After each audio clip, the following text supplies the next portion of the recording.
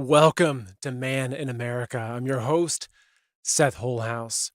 Tonight's show is a very, very significant show.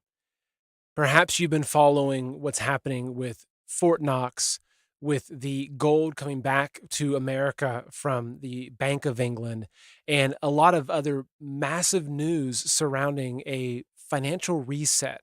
And maybe this is your first time hearing about it, and that's okay too, because I'll be walking you through everything that is surrounding this topic. But fundamentally, from my perspective, what I'm seeing is a massive shift in the global financial system.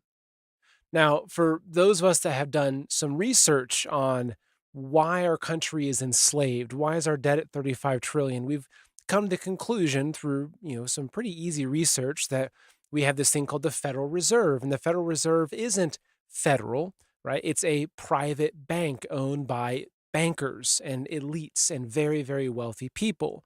And the Federal Reserve System has enslaved us. And they took us off the gold standard, right? Nixon did that in 71. And I'll be getting into the history of all this. But fundamentally, what I'm seeing playing out right now with Trump and a lot of the moves that he's making with Elon Musk, with Doge, is a potential shift in this system. And so I'll be walking you through a timeline of really kind of going back to when we left the gold standard, where we're at right now, and where things are going. So let's just go ahead and dive right in. And I thank you for being here. Thank you for joining me live tonight. I'll do my best to be concise, but I'm going to try to cover a lot of information. But we're going to start with a guy named William Cooper, also known as Bill Cooper. He wrote a book, which was one of the pivotal books for my own understanding of how the world works, especially in trying to understand this system of the elites and their enslavement and the creation of this prison planet. But this book that he wrote called Behold a Pale Horse. If you haven't read it, I highly recommend it. Smart guy. So I'm going to start with a short video from him explaining the role of the Federal Reserve and how it enslaves us. So we'll start there, and we've got just a lot going for us tonight. So, okay, we'll start here. It's about a minute or so long. John F. Kennedy was short-circuiting the New World Order. He had ordered the printing of constitutional money, United States notes, which would have destroyed the Federal Reserve, which is not an agency of the United States government. It's a private corporation owned and operated by the world bankers, controlled by the Illuminati. And its purpose was to destroy the middle class in this country and thus our economy. You see it unfolding now. You are seeing, and I predicted this well in advance, you are seeing the destruction of the economy of the United States. And it will continue. It will not get better. It's downhill from here on out.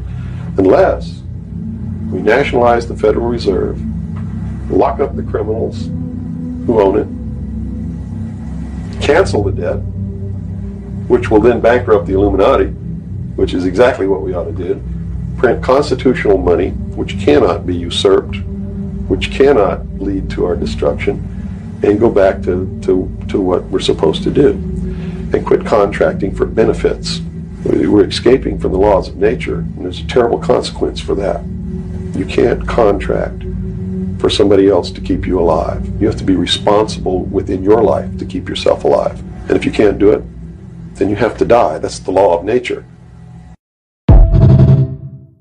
Now, unfortunately, he ended up dead, and there's a lot of people that suspect that he was murdered for speaking out too much, and that's my belief as well. That they ended up killing him because he was revealing way too much truth, and he's one of the historical giants in terms of the truth movement and getting information out there. But what he said though is very important in how the money system is used to enslave us. And there has been a lot of discussion about, is Trump going back to a gold standard?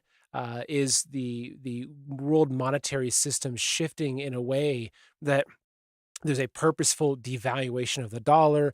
There are a lot of questions which we'll be getting into, but I want to start with that. Now, I want to jump into the next thing here and talking about the gold standard, basically what happened when Nixon ended the gold standard.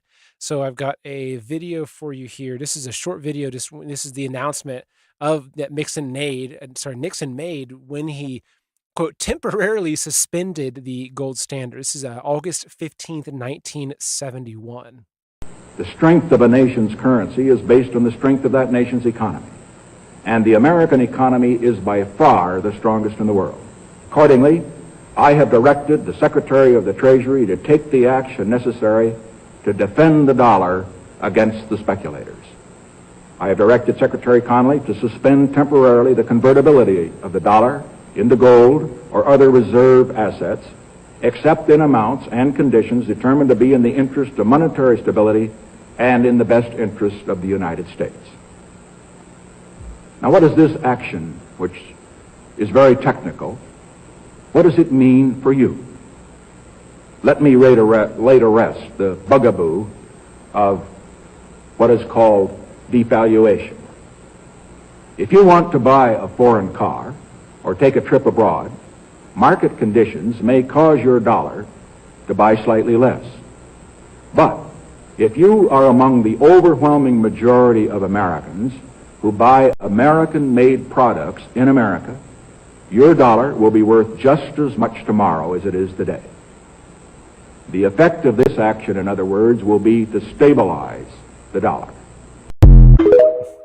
Of course, that's a load of crap because our dollar is anything but stable. But I have just some notes I pulled together here talking about the gold standard just to explain it a little bit better, right? So before Nixon ended the gold standard in 71, countries could exchange U.S. dollars for gold under the Bretton Woods system. The system, established in 1944, pegged global currencies to the U.S. dollar, which in turn was backed by gold at a fixed rate of $35 per ounce.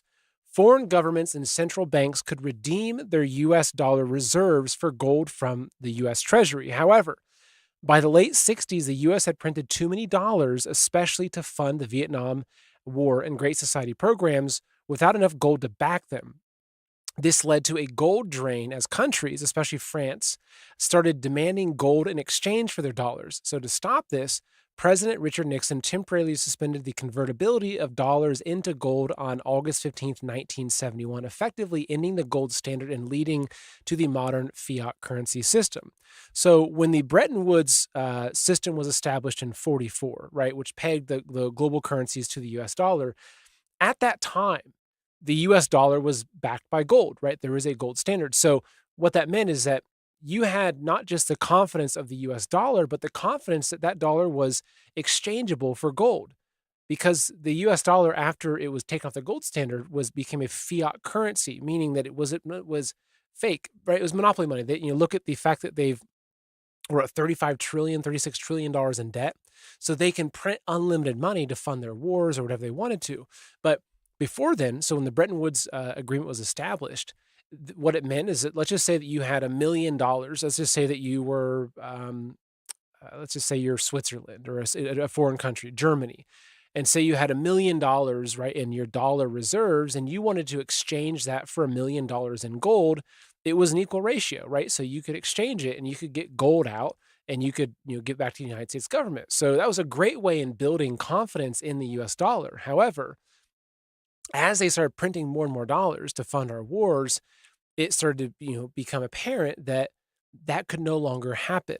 And this is called the Triffin limit, which I'll be getting into in later in the show. But basically, that if our dollar was the global reserve currency, we had to keep printing more and more of it to supply the globe with these dollars. However, we could no longer back all of that currency with the gold in our own reserves. And so they took it off that gold standard.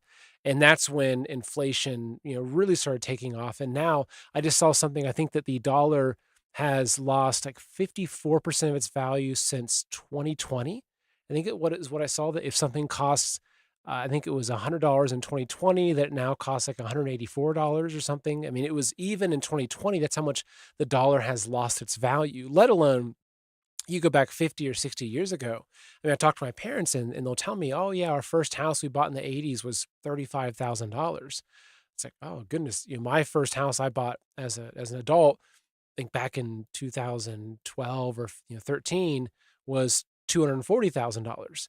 And at that time it wasn't like a expensive home. It's just the cost of a home. So the dollar, since they took off the gold standard, there's really no limit to what they can print.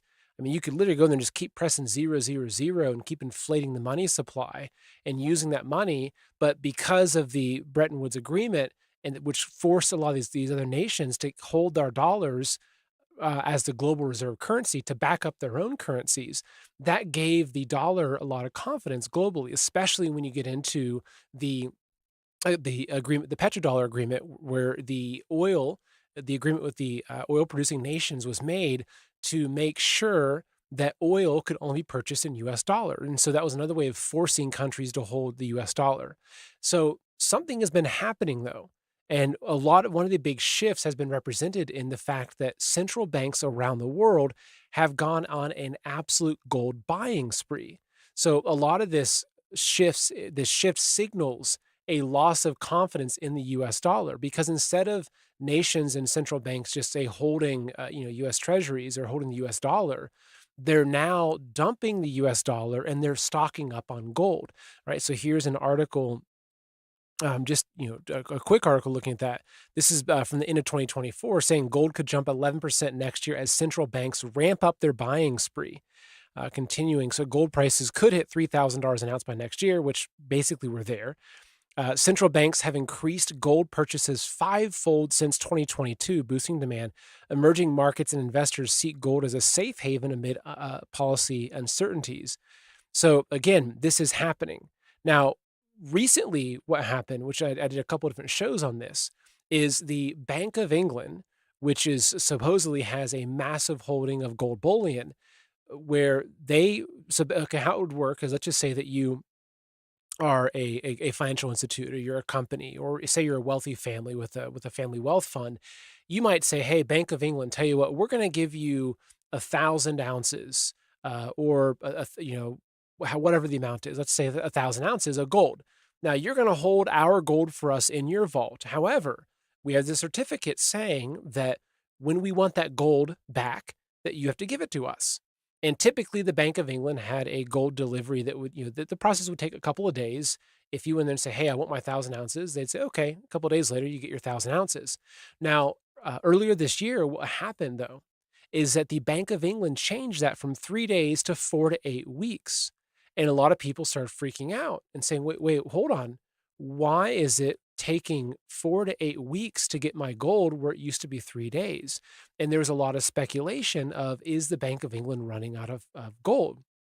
But what we saw simultaneously is that there was a massive exodus, as this article points out, of gold bullion coming to the United States. And this is what sets up the story for what we're talking about right now. So right here, here's a post from Finance a Lot. Transfers of physical gold from the Bank of England to New York is now exceeding the panic during the COVID-19 crisis. People are blaming tariffs, but there's something bigger going on here. Legacy media is totally silent. They're hiding it. Another February 2020 flash crash again. So if you look at this chart, right, this is the COMEX, right, which is a commodities exchange, right, which is where a lot of this flowing of precious metals and other commodities goes through. They're looking at the three biggest vaults. So if you look here, you can see this is the delivery of gold across Brinks, HSBC, and JP Morgan. You can see beginning of 2020, there's a huge flow of that coming into these banks.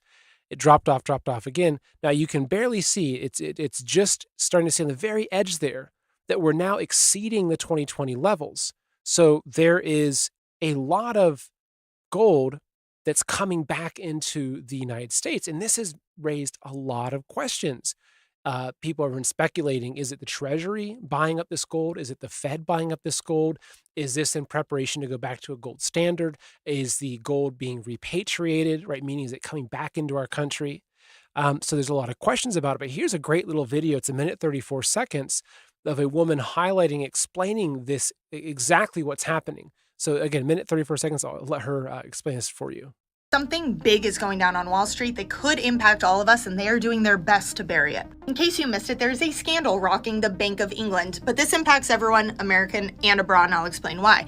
The Bank of England is suffering from a gold shortage. Essentially, they don't have the gold they're supposed to have. Now, the lid was blown off this because the wait time to withdraw gold went from a day to 8 weeks, essentially indefinitely frozen, because they don't have the assets.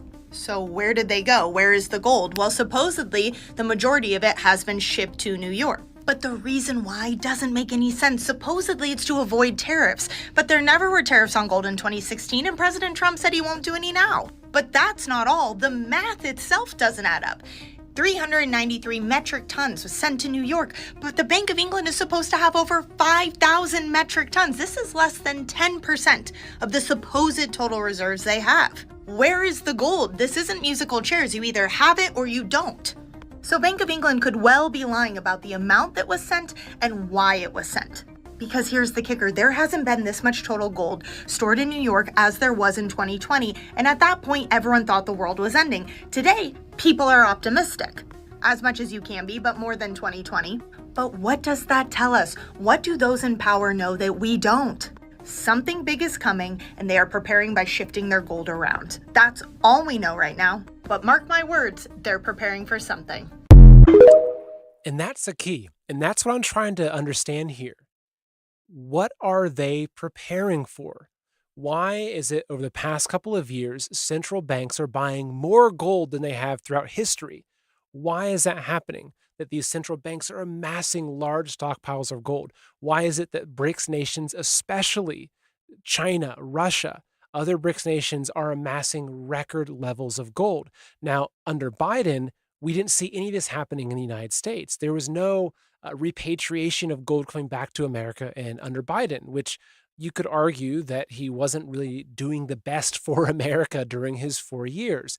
Now, however, as soon as Trump gets in office, though, and not even before he gets in office, actually after he won the election, we're seeing indicators of a mass outflow of gold from outside the country into the country. Now, as she explained, there's speculation, oh, is it because people are worried that Trump's going to put tariffs? Okay, well, so yeah, if Trump is going to put a 25% tariff on gold coming into the country, and I've got a bunch of gold over in England, I want to bring it in before the tariffs. However, there seems to be a much bigger story that's unfolding here. Now, I'm going to go to this video here. So this guy, this video, he's put a few different videos out. Let me pull this up for you. His name's Josh Philip Fair. He's the CEO of a Scottsdale mint. This guy understands the precious metal industry. It's a pretty prominent mint. So this video came out right at the time that the Elon has now been talking about auditing the Fort Knox. Okay, actually, I will say it right here. So this is a post that Senator Mike Lee put out, who says, as a U.S. Senator, I've tried repeatedly to get into Fort Knox. Fort Knox, you can't come to Fort Knox. Me, why? Fort Knox, it's a military installation. Me, I'm a senator. I go to military bases all the time. Fort Knox, yeah, you still can't come because you can't. And this was in response to Elon Musk saying that it would be cool to do a live video walkthrough of Fort Knox. Okay, so then Elon Musk responded to Senator Lee's request for that, saying, who is confirming that the gold wasn't stolen from Fort Knox? Maybe it's there, maybe it's not. That gold is owned by the American public. We want to know if it's still there. So let me go ahead and play this video because this is very interesting. It's a couple of minutes and I'm explaining something. This is inside information that he gets from being the owner of a large mint. I'll just go and play the video for you. It's a 7-minute video. I'll play the first few minutes though, because what he says is very, very significant. Listen to this. Hey everybody, it's Josh Fair, Scottsdale Mint again. Hey, thanks for, about 500,000 views in the last 12 hours or so on that first Elon Musk possibly going to be auditing gold.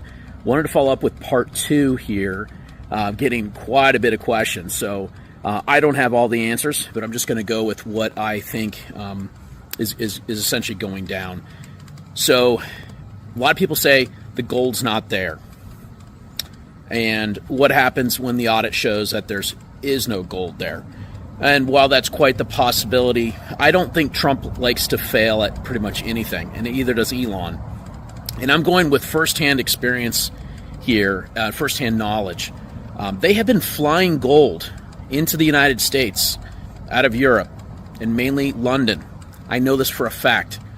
On almost every flight starting before Christmas. These flights, typically a passenger flight, they'll spread the gold out, roughly 4 tons of gold. I'll let you guys do the math, roughly 32,000 ounces per pallet.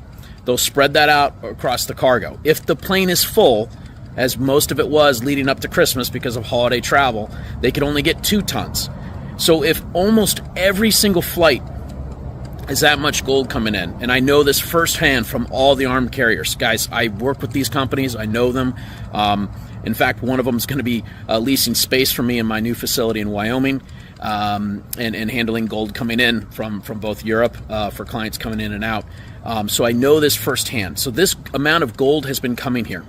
A lot of us, including myself, started noticing the exchange for physical premium that the banks were allowing, given a premium to bring the gold to the United States. Most of us thought it was only EFP, was only for tariff reasons. While that is 100% correct, we broke it on this X. If you've been following us, the beginning of February, it's saying that, hey, this is repatriation, which means they are bringing gold here for someone. Is that someone the U.S. government? I'm just trying to connect the dots. I don't know for sure. It wouldn't surprise me when Trump was talking about a golden era, remonetizing the balance sheets. You also have to think the new Treasury Secretary, he likes gold. So when they say, hey, we're going to make sure Fort Knox has the gold and then the other vaults have the gold, I think this is just a heads up that this is what's coming. Obviously, the U.S. has other vaults as well. So we mentioned that it's been 50 years from the last audit. Yes, it was a partial audit.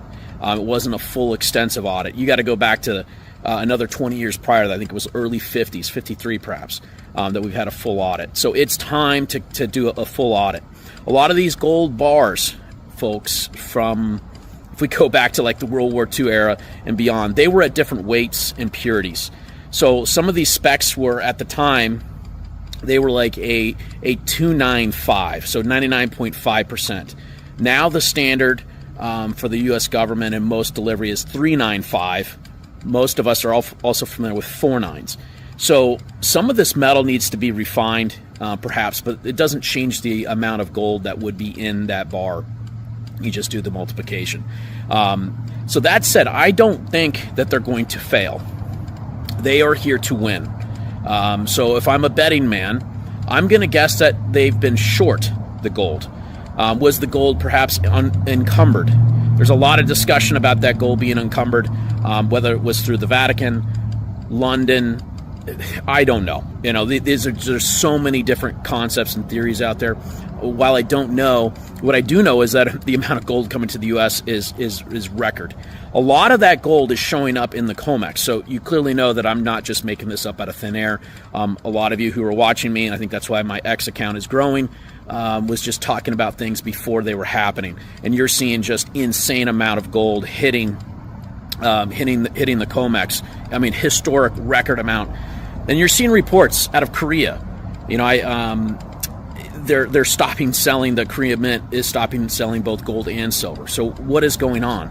Again, these gold miners and then refiners, if they're good delivery, they're all getting eaten up. Again, my company has been personally called by some financial institution that aren't normal. They're not normal players in the gold market, and they've been calling and asking for things. So, guys, this is a pure high-level institutional move. Physical metal is rapidly coming into the U.S. So again, So there you go. Physical metal is rapidly coming into the U.S. And there's a lot of different ways that you can prove that. As I've been showing you, the COMEX. I showed you the the chart? I showed you this chart right here. That's it right here. Okay. Physical metal is rapidly coming into the U.S. Now, what's interesting is that if you get into this and you look at, okay, what's going on? So Trump has announced the Sovereign Wealth Fund. Right now, I'm not a finance guy. I went to art school. However, I've learned a lot through the show, and I do a lot of research. I'm very passionate about this. So the sovereign wealth fund, from my very basic understanding, is a way to add assets to the US balance sheet that then strengthen everything that we're doing, our currencies, et cetera. And so you could see that they would want to take gold, right, which should be a massive asset of the United States, and turn it into a real asset. Now, what's interesting is that the value of the gold, right, according to the gold that we have sitting supposedly in our vaults, it's still valued at, I think, around $42 an ounce. And so that's also a big part of this discussion, is a revaluation of that gold. And so right now, so there's two aspects to this audit. Is one, how much gold is there? How much gold do we actually have? How much of it is pure gold? So you talked about 395 or 495, meaning if you look at a piece of gold, right? So here's a piece of silver, right? So this is a 10-ounce little bar of silver, right? I keep it on my desk just as a reminder that this is real money, okay? It says 0.999 fine silver. So this is 39 silver. Now, when a lot of governments, so under back when the I think it was 1933, when they passed the act that basically Americans had to give all their gold back to the government, because they had to refill their gold coffers to back their currency. A lot of those coins coming back in weren't 0.999 fineness, so they got melted down and it became coinage gold, right? So it wasn't as pure. So that, in part of the auditing, it needs to be, okay, what is the actual gold sitting in there? Because if you have a gold bar that's, say, 0.95, right, that you have to account for that. So this is what's going on, though, is that this gold and metals are flowing at a rapid pace into America again. Now, as he mentioned, this was happening before Christmas. He was getting reports of this gold coming in on airliners, coming in even before Christmas. So before Trump was even inaugurated, this was already starting to happen. Now, going back to the question of the auditing, right? Let me pull up again, Elon Musk's question. Okay, what about the gold? Where's the gold? Okay, this is a big question we'll be getting into, but I want to first play a quick video from Glenn Beck. This is a minute 35 of Glenn Beck reporting on this and talking about the same thing. All right, so here's Glenn Beck discussing reports by this guy named King Kong of a mysterious U.S. gold buyer, and why Judy Sheldon says that an audit of the U.S. gold reserves is essential before revaluation. So Elon tweeted yesterday, Fort Knox will likely be audited. The golden age has begun. So I'll play this for you. It's a minute 35. Again, this Glenn Beck explaining this from a different angle, which is helpful for us understanding the whole story. Starts with gold, and I've been following the COMEX. There's something going on with gold, and nobody really knows what it is. Somebody here in the United States is buying a crap load of gold. We think, I hope, it's the Treasury or the central bank, the Fed. But somebody is taking huge physical deliveries, and it's causing shortages in London, where they buy and sell gold. There are shortages now of gold because somebody is buying it and shipping it here. Somebody with very deep pockets. Okay, so why? Now, this is all theory. That's fact. Here's the theory of what's going on. They're preparing for a full-on gold audit. We talked about this yesterday. The government right now claims on its balance sheet as an asset all of this gold, and it's valued at $45 an ounce. In case you haven't heard, it's $2,900 an ounce. So they're talking now about boosting the price of gold, at least market to market, but maybe even making it $5,000 an ounce, okay? If that happens, the balance sheet starts to fall into line, and our debt to GDP is not as bad as it really is right now, okay? Just start claiming the truth about gold, and our balance sheet starts to come in. So there you go with Glenn Beck explaining it.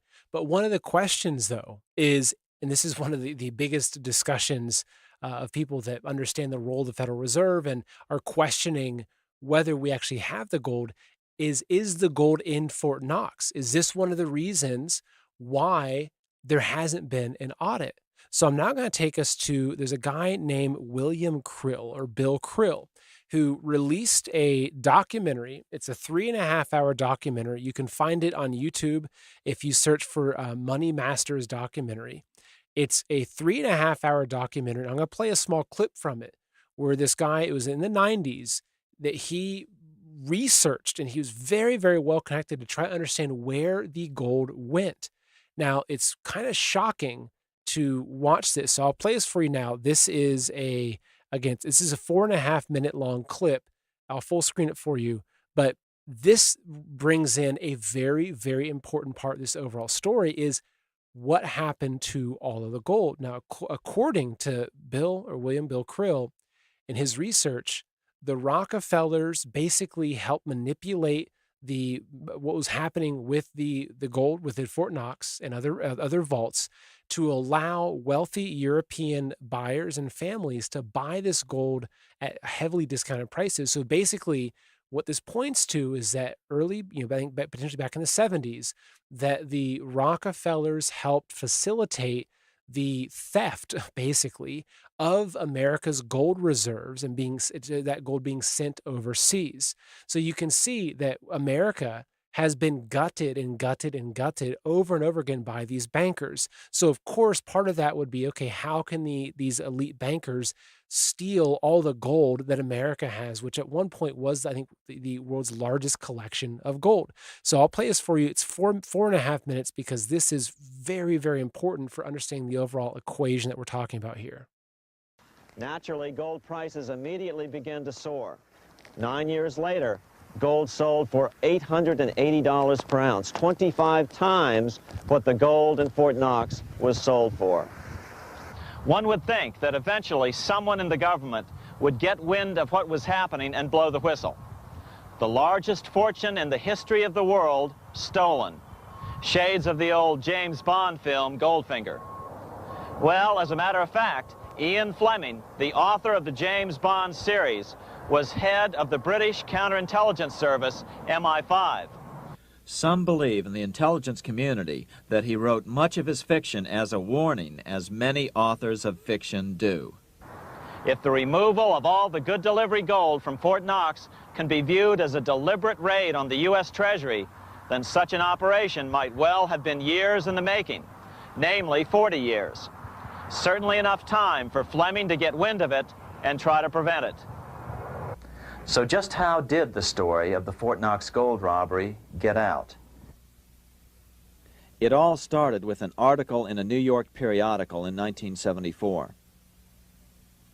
The article charged that the Rockefeller family was manipulating the Federal Reserve to sell off Fort Knox gold at bargain basement prices to anonymous European speculators. 3 days later, the anonymous source of the story, Louise Auchincloss Boyer, mysteriously fell to her death from the window of her 10th floor apartment in New York. How would Mrs. Boyer have known of the Rockefeller connection to the Fort Knox gold heist? She was the longtime secretary of Nelson Rockefeller.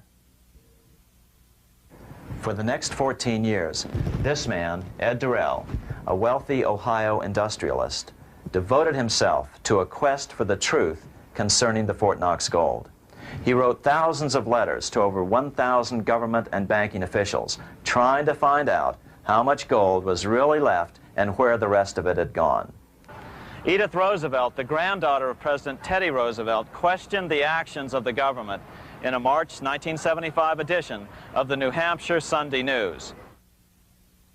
Allegations of missing gold from our Fort Knox vaults are being widely discussed in European financial circles. But what is puzzling is that the administration is not hastening to demonstrate conclusively that there is no cause for concern over our gold treasure, if indeed it is in a position to do so. Unfortunately, Ed Durrell never did accomplish his primary goal, a full audit of the gold reserves in Fort Knox. It's incredible that the world's greatest treasure has had little accounting or auditing. This gold belonged to the American people, not the Federal Reserve and their foreign owners. One thing is certain, the government could blow all of this speculation away in a few days with a well-publicized audit under the searing lights of media cameras. It has chosen not to do so. One must conclude that they are afraid of the truth such an audit would reveal. What is the government so afraid of? Here's the answer. When President Ronald Reagan took office in 1981, his conservative friends urged him to study the feasibility of returning to a gold standard as the only way to curb government spending. It sounded like a reasonable alternative, so President Reagan appointed a group of men called the Gold Commission to study the situation and report back to Congress. What Reagan's Gold Commission reported back to Congress in 1982 was the following shocking revelation concerning gold. The U.S. Treasury owned no gold at all. All the gold that was left in Fort Knox was now owned by the Federal Reserve, a group of private bankers, as collateral against the national debt. The truth of the matter is that never before has so much money been stolen from the hands of the general public and put into the hands of a small group of private investors, the money changers. So that's why I started the show with that clip from William Cooper talking about the role of the Federal Reserve. Now, if Bill Krill, if his research is correct, which to me, just what the small bits of information that he showed just in that little clip I showed you, that it was Rockefeller's aide or assistant that leaked this story of the theft of this gold. She died a few days later, she fell out of her window, right? 10 stories.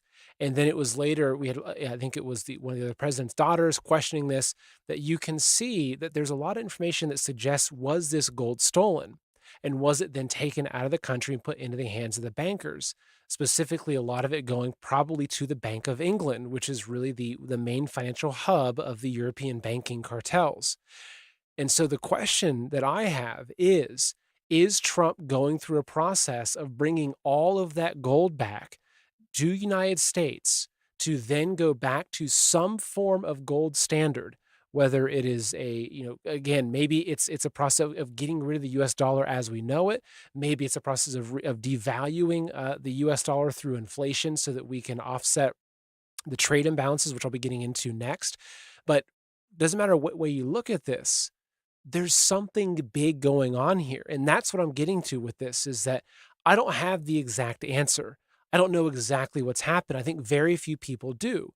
If Trump was doing this, it would have to be so secretive and so strategic that it would be something that would not be easy for some guy like me to figure this stuff out. But however, if you look at all the pieces that we're putting together, it paints some sort of picture about gold coming back into playing a massive role in the U.S. financial system and henceforth the global financial system, because there's been a lot of talk about de-dollarization, the BRICS nations wanting to de-dollarize the world, wanting to get rid of the United States having the dollar as the global reserve currency. Now, a lot of this kicked off actually when the Ukraine war started, and President Biden at that time kicked Russia out of the SWIFT system. So this was one of the first instances of the United States government weaponizing the global reserve currency against a nation. So the SWIFT system, to simplify it greatly, is basically it's how country to country, bank to bank, across international borders that these countries can send money from bank to bank. So if you, for instance, I used to do international business with jewelry in my previous career. So I'd be over in Hong Kong, and I might have a client in Hong Kong that was wiring me money for a diamond necklace to a New York account. It was all done through the SWIFT system. However, as a way of basically going after Putin, as a recourse for him doing what happened, basically invading Ukraine, they kicked Russia out of the SWIFT system. So they took the U.S. dollar as the global reserve currency. That all these countries had to have faith in the U.S. dollar to hold U.S. dollars to back up their own currencies. They now saw that the administration here used that as a weapon of war, and that's when one of the big shifts happened. But it had been really building for a long time before then. And so if you look at the fact that there's this de-dollarization happening, there's this discussion of going back to some sort of gold-backed currency system. There's been a lot of discussions and ideas surrounding the BRICS, how they might be bringing out some sort of gold-backed reserve or some sort of commodity-backed global reserve currency. You can see that we're on the edge of a very, very significant global shift in the global financial system. So I want to kind of go to a thread, and I looked at this. Let me pull this up for you. I looked at this thread in one of my shows, I think about a week or two ago. But I want to talk about this, briefly because this helps give a lot more background and context to what I think Trump might be doing, because it's not about just going back to a gold standard or beefing up the U.S. balance sheet. It's so much bigger than that. It has to do with the role of the dollar globally and how it appears that Trump is backing away from the US dollar being the global reserve currency and saying, look, he's not going to do this anymore. So while you have this massive effort from the BRICS nations as a weapon of economic warfare to de-dollarize the world, to remove our status, it looks like what Trump is doing is beating them to the chase, which is significant. So I'm going to read through certain parts of this because this really helps understand how we got to the global financial system that we currently have. So this is a thread on X by Jack Mahlers. He says, we are witnessing the unwind of the World War II economic order. What's happening now is much bigger than tariffs. For nearly 80 years, the U.S. exported dollars while importing goods and debt. That system is failing. What's next? A move back to a neutral reserve currency. Now, he thinks it might be Bitcoin. There's speculation about that. Anyway, after World War II, the world was decimated. The U.S. was the only industrial power left standing. Europe and Japan were in ruins. The world needed to be rebuilt, and the U.S. took the lead. How? The U.S. funded global reconstruction with efforts like the Marshall Plan and Bretton Woods. Right? So by making the U.S. dollar the global reserve currency, they were enabled to give these dollars to countries around the world to rebuild. As he continues, the idea was simple.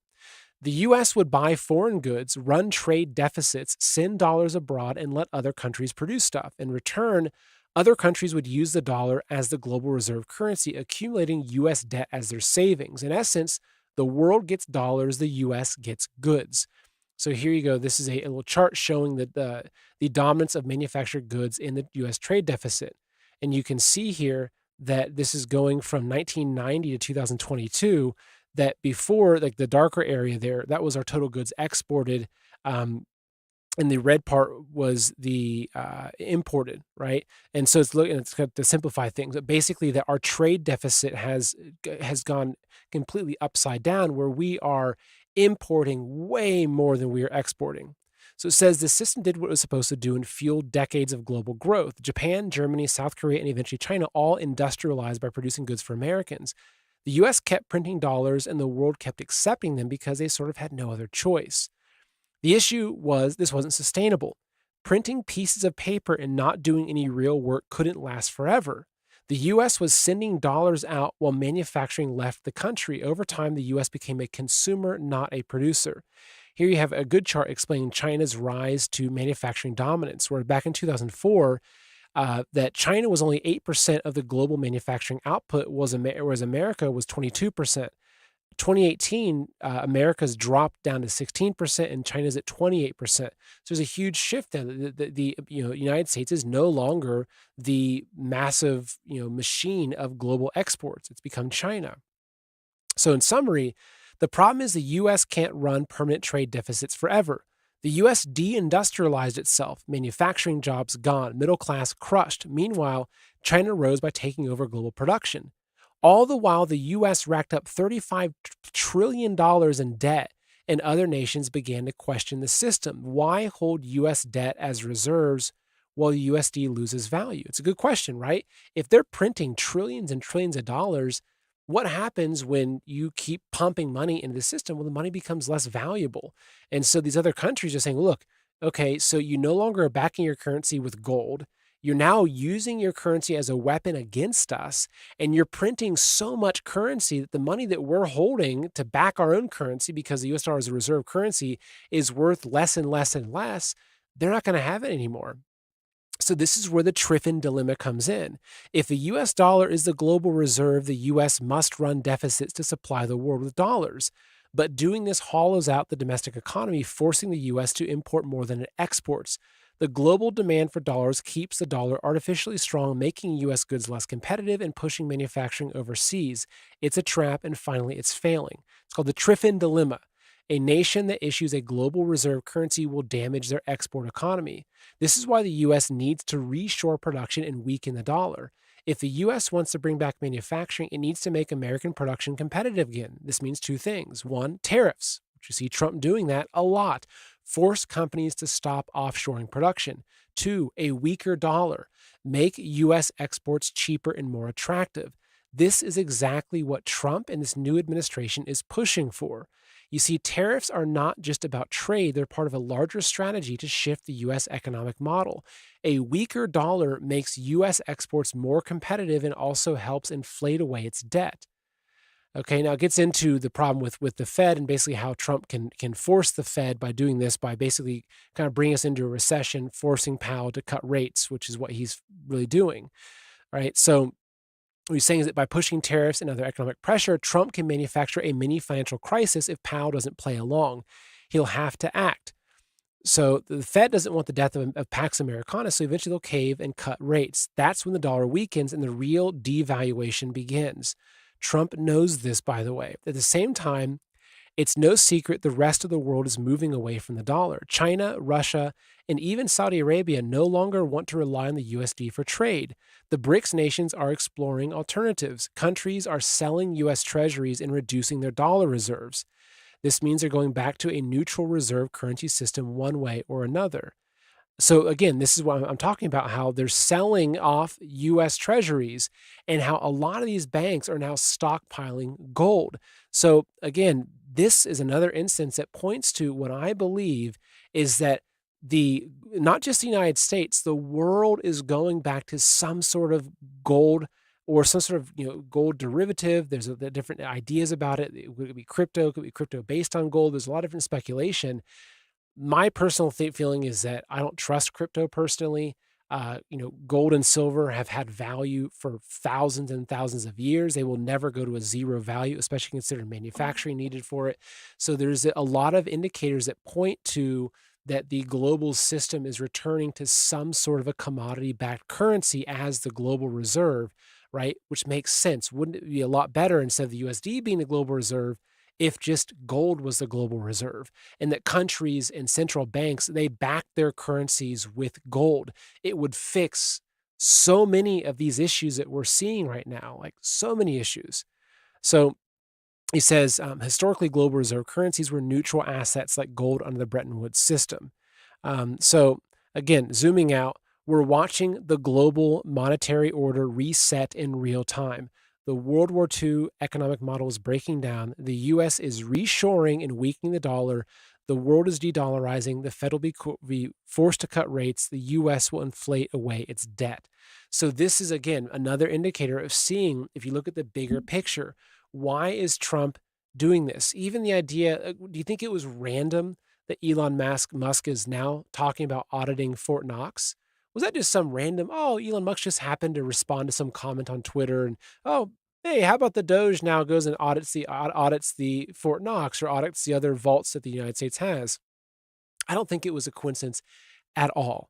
I think it's part of a much, much bigger plan to intentionally weaken the dollar, to inflate away a lot of the debt that we have, to bring things back to sound money, with gold playing a big part in that. Now, what's interesting is that if you look at the price of gold and silver, right? So right now, silver is hovering around $32, $31, $33 an ounce, all right? Which is so stupidly low. And this gets into another part of this whole story, is the fact that one of the ways that the bankers have manipulated the prices of these metals is through paper contracts. Okay, so I'll be talking about that a little bit here. So this is another article that I also went through on one of my recent shows. I'm not gonna read the whole thing, but I'm gonna skim through it. It's called The Silver Squeeze, Market Manipulation in the Coming Storm. So basically what it is, actually, I'll just read through it and I'll explain it pretty well. So this author says, the silver market has always fascinated me, particularly because its dual role as both a precious and industrial metal. What many don't realize is that we're heading into what could be the most significant silver bull market in history, one that could make the 1970s look like a mere preview. Let me tell you why, but first, let me share a revealing story from my time at Sprott that exposed just how fragile the silver market really is. So, Sprott is a massive wealth management company that specializes in precious metals. So they're holding probably, thousands and thousands and thousands of ounces. I mean, tons, literally tons of ounces of precious metals. So this guy says, during my tenure at Sprott, we had accumulated a significant position in silver in the 2005-2007 period. This was done via top-tier bullion bank certificates that promised 5-day delivery. Now, keep in mind, as I'm reading through the story of what we just explained about the Bank of England and how all these people, again, he's talking about, this is back in 2010 or so, 2008, I forget the exact time he's talking about, but this is over a decade ago, where the top tier bullion bank certificates that promised a 5-day delivery, similar to the Bank of England promising, say, a 3-day delivery, and now we're seeing that they're now saying it's a 4 to 8 week delivery. Okay, this guy's explaining here. These weren't small positions. We're talking about substantial tonnage that was supposedly safely stored and readily available. What unfolded next exposed a troubling reality about the paper silver market, and I believe led to a huge run in silver that followed as it ultimately ran to its all-time high in nominal terms. When we decided to take delivery, what should have been a routine 5-day process turned into a 9-month odyssey of excuses and misdirection. We had strategically contracted to store our silver in Canada's government mint refinery and storage facility. Ironically, the same facility that had been empty when Canada foolishly sold off all of its gold and silver reserves. So he says at first, the counterparties holding the silver claimed it was a logistical issue, then the excuses began. So basically what he's explaining here is that it went from being a 5-day to them taking 9 months to get delivery of their precious metals because they didn't actually have it. And again, what we're seeing here, the theme here is that these banks are manipulating markets. They're manipulating things. They're stealing from we the people. They're stealing our gold. They're stealing our silver. They're keeping the price of silver and gold artificially low through paper market manipulation.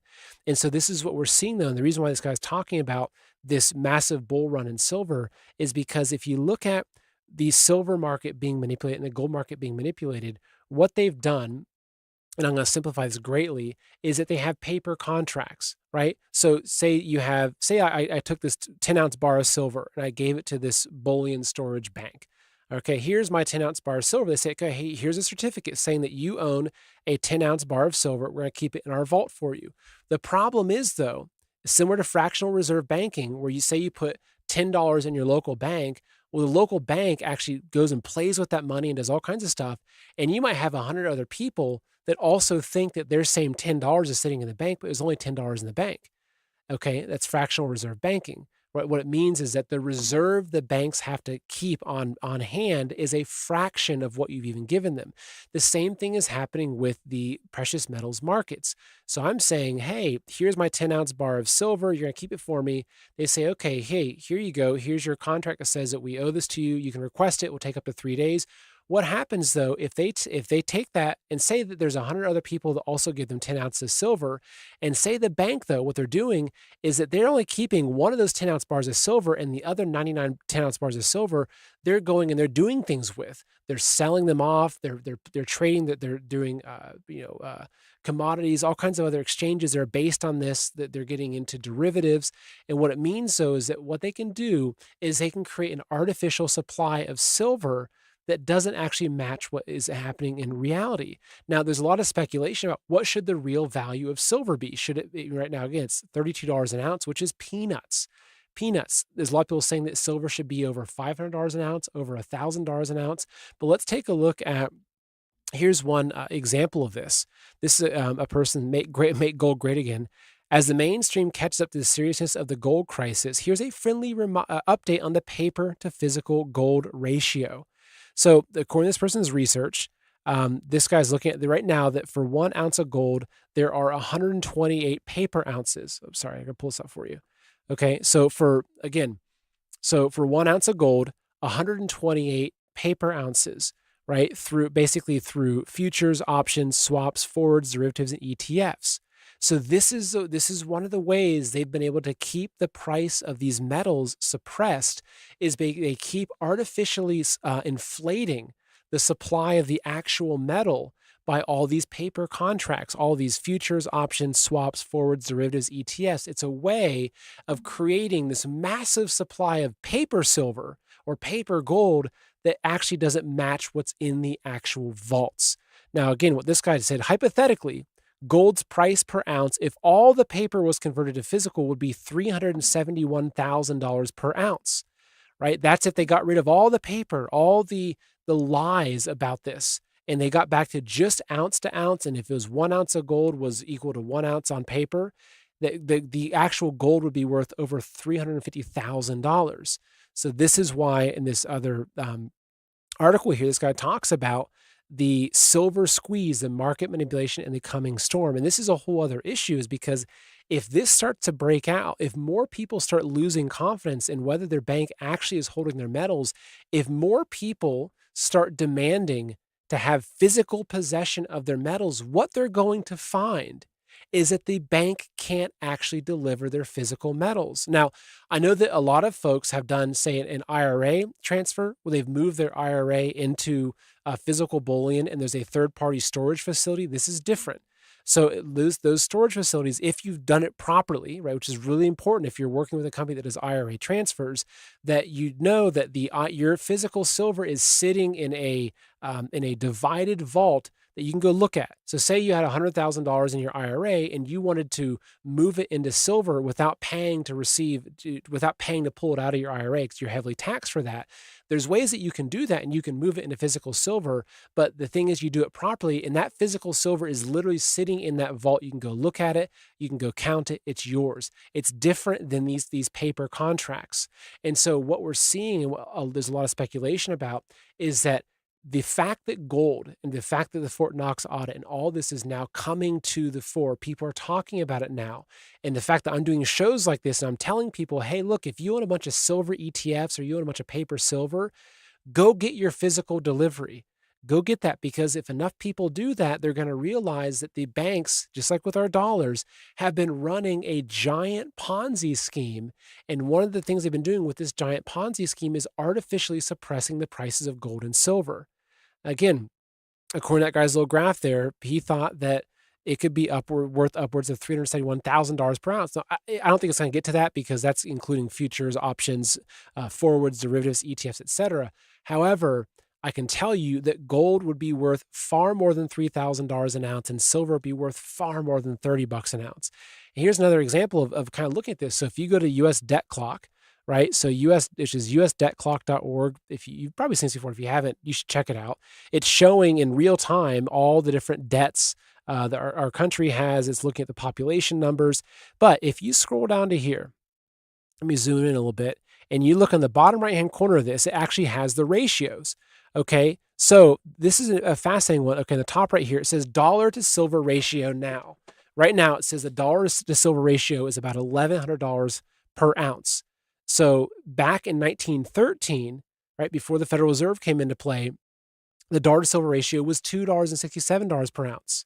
So gold, back in 1913, the dollar to gold ratio, again, this is when we had a gold standard, the dollar to gold ratio, it was $28 per ounce. So roughly $28 of, cash would get you 1 ounce of gold. So now the ratio has, because we've printed out so many dollars, that ratio is over about $9,000 per ounce. Like that's how much we've inflated our currency, but through printing. And silver going from $2.67 to almost $1,100 per ounce. Here you go right here.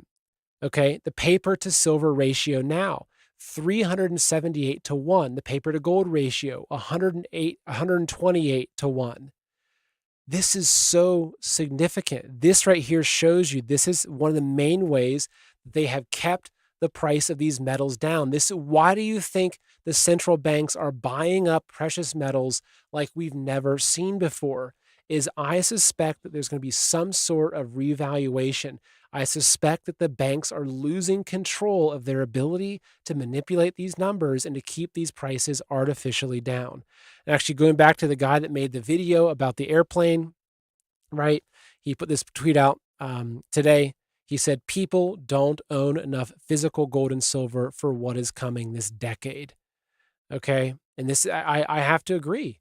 I have to agree. This is why for me, I'm not, again, I'm not a crypto person. I'm not a person that's putting money in the stock market.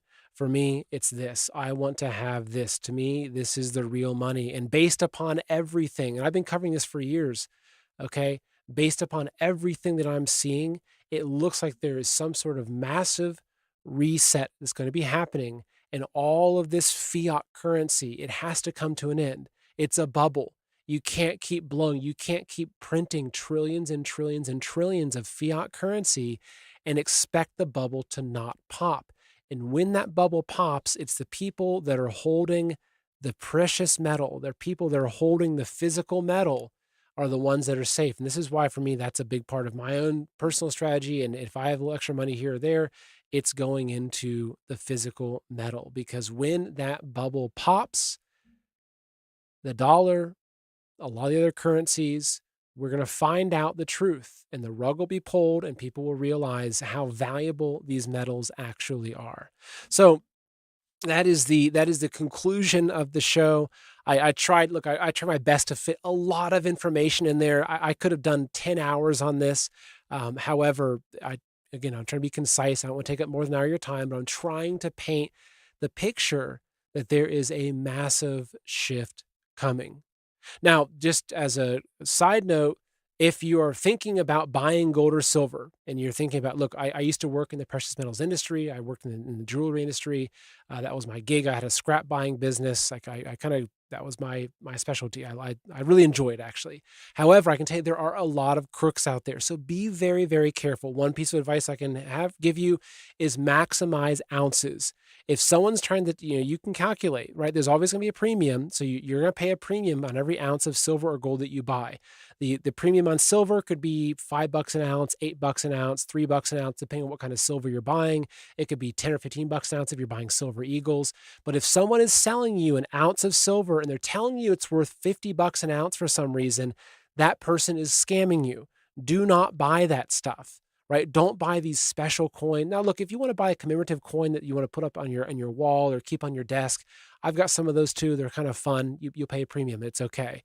However, if you're trying to secure your assets by moving them into precious metals, maximize ounces. Now, one company that I work with, I've worked with since the beginning of Ban America almost, is Noble Gold. I know the CEO, Colin Plume. He's a good friend of mine. I trust their company. They're, in my own research, they are the best company when it comes to IRA transfers. So if you're looking to do an IRA transfer and say you don't want to take possession of it, right? You don't want to get taxed for taking it out, but you still want to have your assets not sitting in a Vanguard, stock account or whatever it is. They can do the IRA transfers. They can secure it. They can securely store it for you at a third-party vault, which is safe. So Noble Gold, they're great for that. I'll pull up their website again. If you have someone that you work with that you trust, good. But make sure you do your due diligence. Don't buy something just because they say it's good. Look at the sheet. Look at your invoice. Look at how much you're paying per ounce.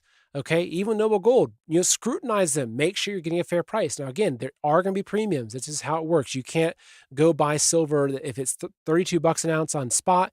You can't go buy it for $32 an ounce. Okay, it still is a commodity. There are premiums in the exchange of these commodities. However, Noble Gold is a place I recommend to my own friends and family. I trust them. They're not screwing people over. A lot of the other big gold companies are actually screwing people over.